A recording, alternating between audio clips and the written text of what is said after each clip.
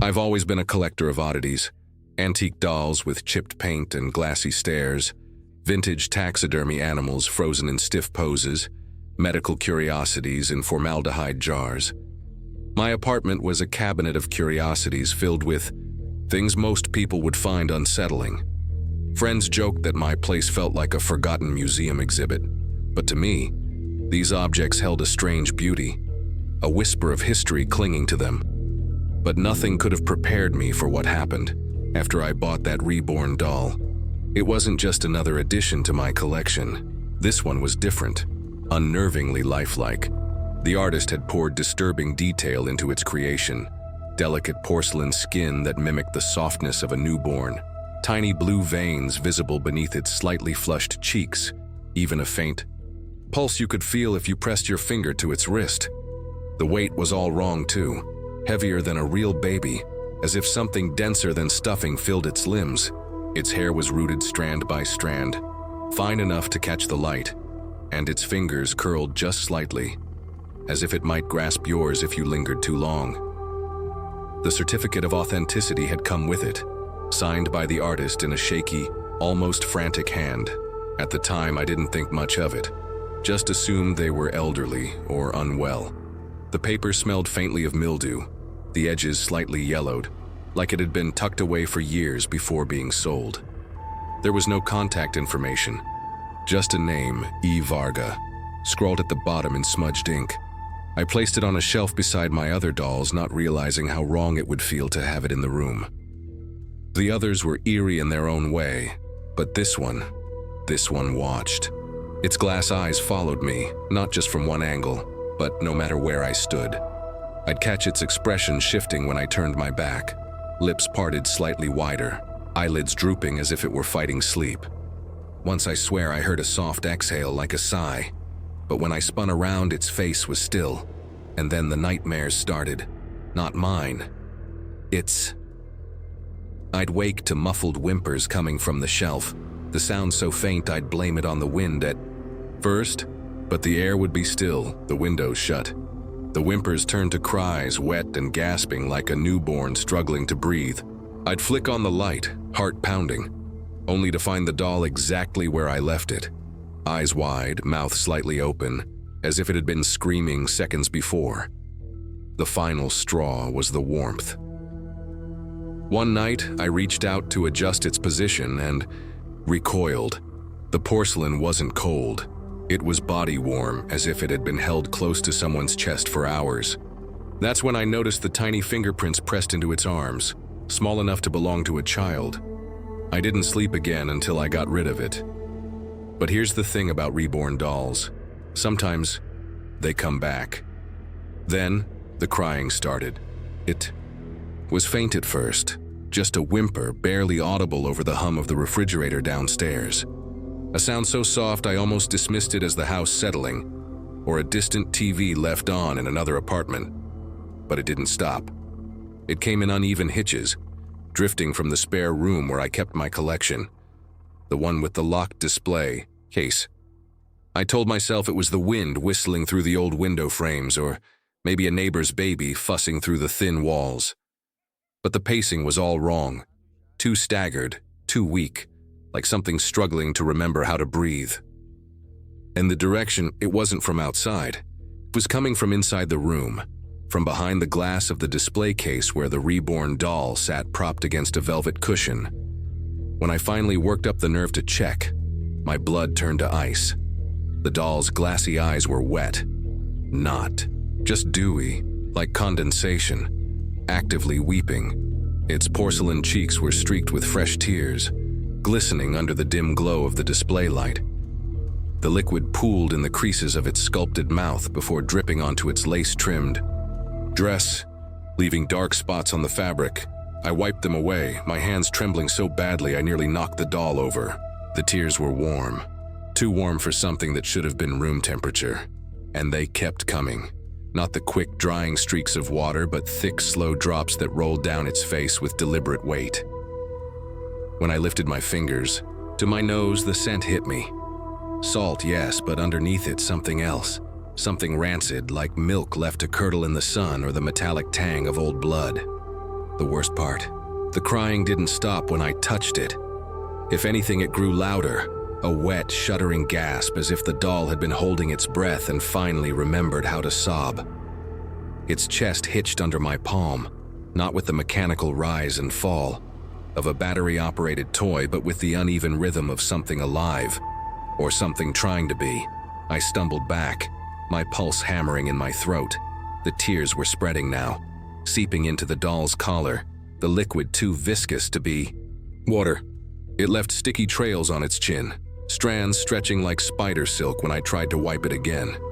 That's when I noticed the fingerprints, not mine, smaller, child-sized, pressed into the doll's arms as if someone or something had been clutching it moments before. I tried desperately to rationalize what was happening with the doll. At first I considered mundane explanations.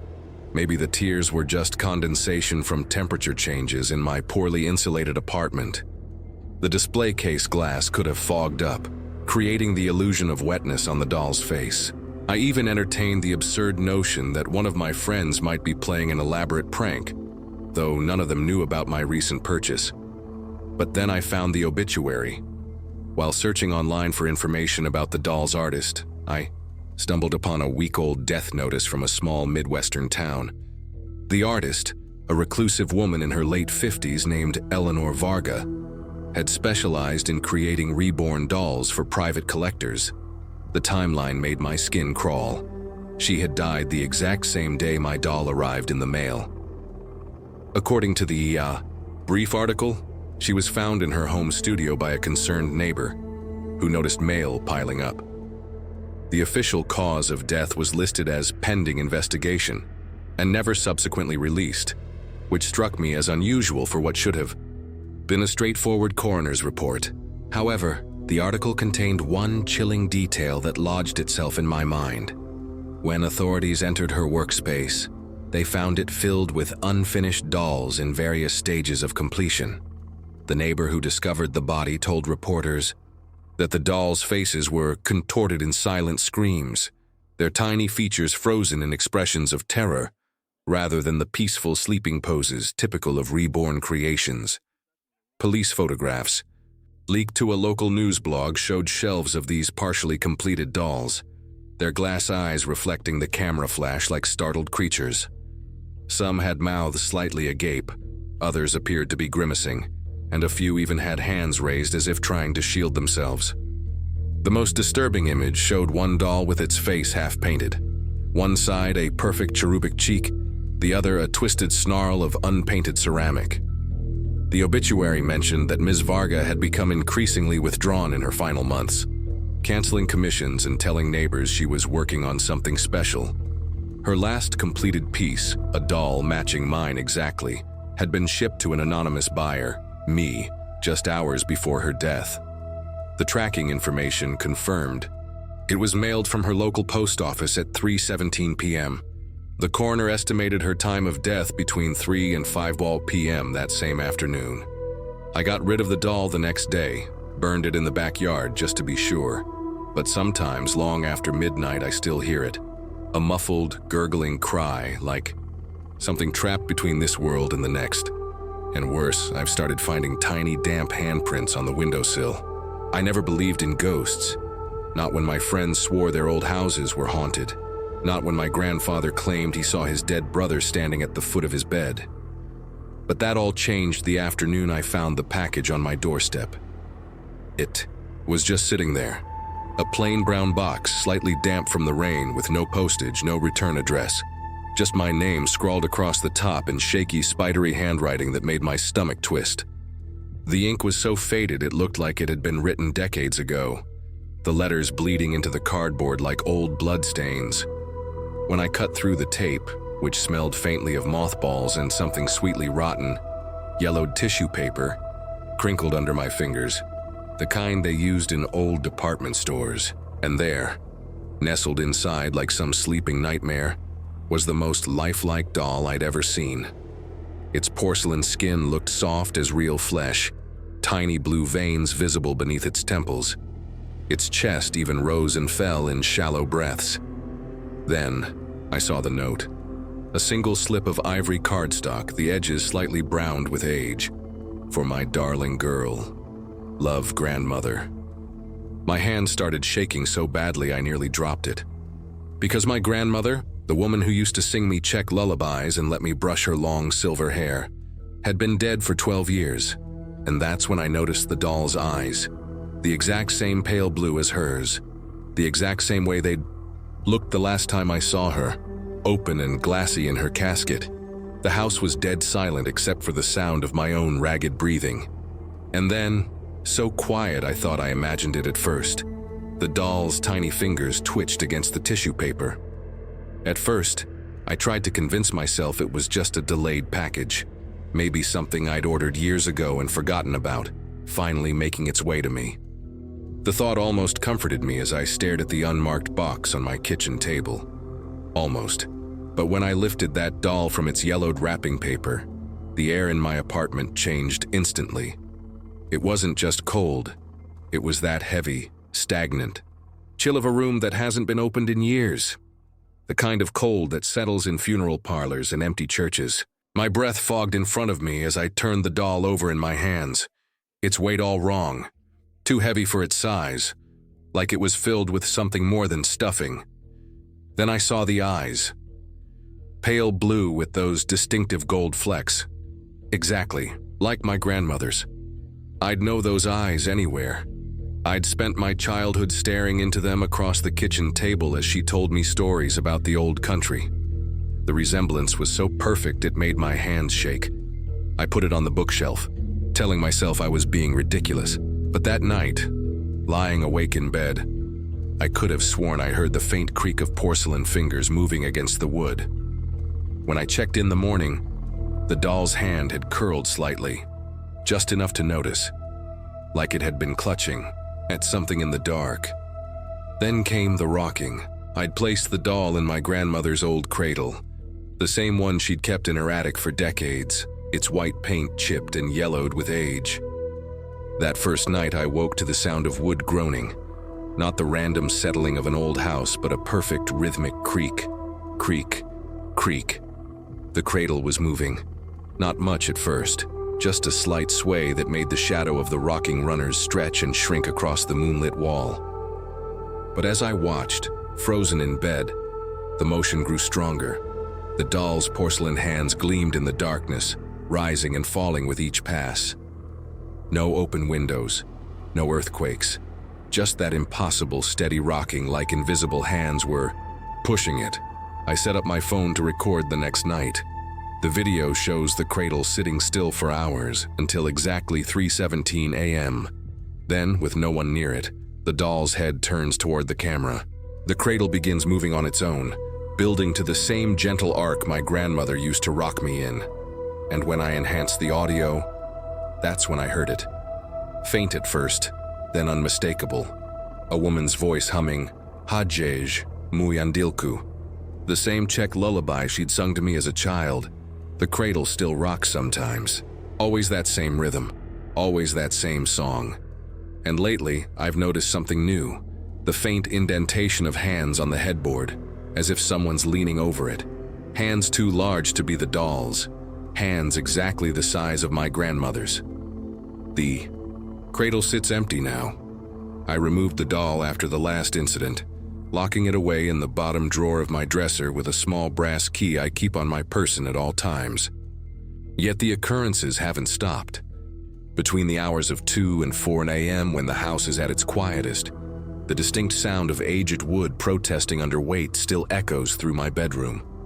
The cadence matches exactly the rocking rhythm from before, that slow, deliberate creak, pause creak that used to lull me to sleep as a child. On 3 separate occasions driven by this sound, I've turned on my bedside lamp to find the cradle's mattress visibly depressed, the outline unmistakable. The shape of a small body lying lengthwise, with a deeper impression where the head would rest. The indentation gradually fades over 15-20 minutes after being exposed to light. The doll itself remains securely contained. I check the drawer daily, and the brass key never leaves my possession. Thermal imaging shows no temperature fluctuations in the drawer, and motion-activated cameras confirm the doll hasn't moved from its position. Yet without fail, following each nighttime incident, the scent returns, that distinctive blend of Bulgarian, rosewater and French lavender my grandmother wore every day of her adult life. The fragrance manifests strongest near the empty cradle, often clinging to the sheets for hours. Chemical analysis of the air during these events detected no known perfume compounds, yet the scent remains potent enough to leave a metallic aftertaste at the back of my throat. Security footage from last Tuesday shows something new. At 3:03, to me the cradle's shadow on the wall briefly resolves into the silhouette of a woman's bent form, rocking steadily for exactly 47 seconds before dissipating. The cameras captured no physical source for this shadow. I never believed in haunted objects, not really. I'd always been the kind of guy who rolled his eyes at ghost stories, who laughed off claims of cursed antiques. But that changed last October on a damp Thursday afternoon, when my wife, Claire, brought home that doll. We'd been browsing a thrift store on the outskirts of town, one of those cluttered places that smelled like mothballs and old paper. The doll was tucked between a stack of yellowed board games, Sorry, and Trivial Pursuit with half the cards missing, and a row of cracked porcelain figurines, their painted faces chipped with age. At first glance, it looked almost real. That was the thing about reborn dolls, the way the vinyl skin was modeled. Pink and blue in patches like a real newborn's. The tiny veins under its eyelids, the delicate wrinkles in its knuckles. Someone had put disturbing effort into making it lifelike. Claire picked it up, running her thumb over its pudgy cheek. "Look how detailed it is," she said, grinning. We'd been setting up the nursery for months, filling it with stuffed animals and pastel blankets. She thought this would be a funny, slightly creepy addition, something to joke about when friends came over. "It's kind of cute in a weird way," I admitted, poking its stiff little hand. The fingers were cold, like they'd been left near a draft. At the register, the cashier, an older woman with nicotine stains on her fingers, hesitated when she saw it. "You sure about this one?" she asked, holding it away from her body like, "It might bite." Claire just laughed and handed over a 20. The woman stuffed it into a plastic bag without another word. Back home, we propped it in the rocking chair in the nursery, joking about how it'd freak out our siblings when they visited. That first night, I swear I caught its head lolling to the side out of the corner of my eye, but when I turned, it was perfectly still. I told myself it was just the angle, the shadows. I agreed to keep it. At first. Things got strange 3 nights later. It was 2:37 a.m. according to the glowing red numbers on our bedroom alarm clock. The house was silent except for the occasional creak of old floorboards settling, the kind of background noise you stop noticing after living somewhere long enough. I was floating in that hazy middle state between sleep and wakefulness when I heard it. A soft, wet snick sound, like when you peel apart glued fingers or when eyelids unstick after being closed too long. My body went rigid before my mind fully processed why. The nursery was just down the hall, the door left slightly ajar like we always kept it. Slowly, I turned my head toward the crib.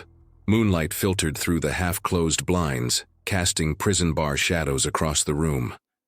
That's when I saw the doll's head, which had been facing straight ahead when we went to bed, was now turned at a 45-degree angle to the left. Its glassy eyes, which normally had that vacant doll stare, were fixed directly on me. The dim light caught the wet shine of its pupils, making them look eerily alive. I lunged for the bedside lamp, fumbling with the switch. When the yellow light flooded the room, the doll was back in its original position, head forward, arms at its sides, that same faint smile on its molded lips. My breath came out in a shaky laugh. "Just my imagination," I muttered, rubbing my eyes. That's when Claire's hand suddenly clamped around my wrist. "Did its eyes just close?" she whispered, her voice thin with terror. We both saw it then. The doll's eyelids, which shouldn't have been movable, drooped slowly downward in a long, deliberate blink. Not the quick flutter of a real baby's blink, but the heavy theatrical closing of something pretending to be alive. When its eyes reopened, seconds later, the pupils seemed darker, as if they'd dilated. The room temperature dropped at least 10 degrees in that moment. I could see Claire's breath coming in white puffs as we both stared, paralyzed at the thing in the crib. The worst part? That faint plastic smell of new toys had changed. Now there was something underneath it. A coppery tang, like the scent of blood on dry winter skin. We tried to get rid of it the next morning. The moment sunlight broke through the curtains, I was already bundling that thing into a black garbage bag, my fingers trembling as I twisted the tie shut. Claire stood in the doorway of the nursery, arms crossed tight around herself, watching me with red-rimmed eyes. Neither of us had slept after what happened. I chose a dumpster behind a strip mall about 8 miles from our house, far enough that there'd be no chance of someone recognizing it and bringing it back. The July heat made the trash reek of rotting food as I lifted the heavy metal lid. I remember hesitating for just a second before tossing the bag in, watching it disappear under fast food wrappers and broken down cardboard boxes. I even threw an old car battery on top for good measure, the metallic clang echoing in the empty parking lot. The drive home should have felt like relief, but with every mile my stomach tightened. I kept checking the rearview mirror, half expecting to see that plastic face pressed against the back window. When I pulled into our driveway, the house looked normal. Too normal. The porch light was still on from when I'd left in my hurry.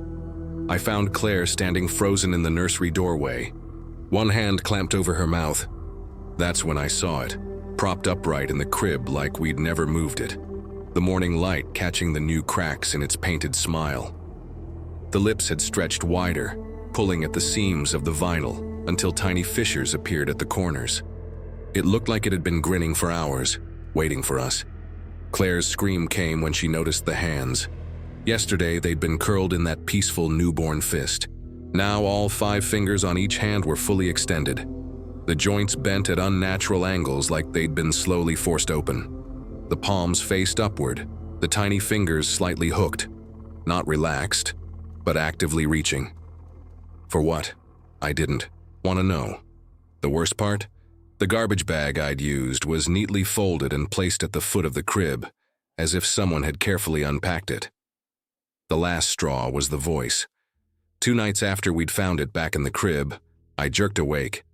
At 3:17 a.m. to the sound of wet, bubbling laughter, that particular gurgling coo babies make when they're content. My first groggy thought was that we must have left the baby monitor on from visiting Claire's sister, but then I remembered. Our nursery was empty. Had been empty since the miscarriage, or at least it should have been. The sound came again, louder. This time followed by a disturbing sucking noise like an infant working a pacifier. I turned my head slowly toward the nursery door, which stood slightly ajar. Moonlight sliced through the gap, illuminating the doll where it sat propped in the crib. Its head had lolled to one side at an unnatural angle, the vinyl neck creased like real skin. The mouth, that terrible cracked smile, was now slightly open, just a 1/4-inch gap between the painted lips. That's when I realized the cooing wasn't coming from around the doll, but from inside it. Each wet gurgle made its hollow chest vibrate slightly, the sound echoing up through the throat cavity. The lips didn't move, but I could see the faintest tremor in its chin with each noise. A cold sweat broke across my back as the coos shifted into something resembling words. Not English, but syllables strung together with deliberate rhythm, spoken in that same infantile gurgle. We burned it the next day in the steel drum we used for yard waste. I doused it in gasoline first, watching the flames turn its hair to blackened wisps, its vinyl skin bubbling and melting like a marshmallow left too long in a campfire. The smell was awful. Burning plastic mixed with something oddly organic, like scorched meat. It made a sound as it burned too, a high-pitched wheeze that didn't stop until the last fragment had turned to ash. And yet, sometimes in that hazy moment just before dawn when the world isn't quite awake, I still hear it. The wet click of eyelids opening, the rustle of a tiny body shifting in an empty crib. The worst part? Last week I found a single, perfect baby's handprint in the dust on the crib rail. The fingers were splayed wide, exactly as they'd been that last terrible day.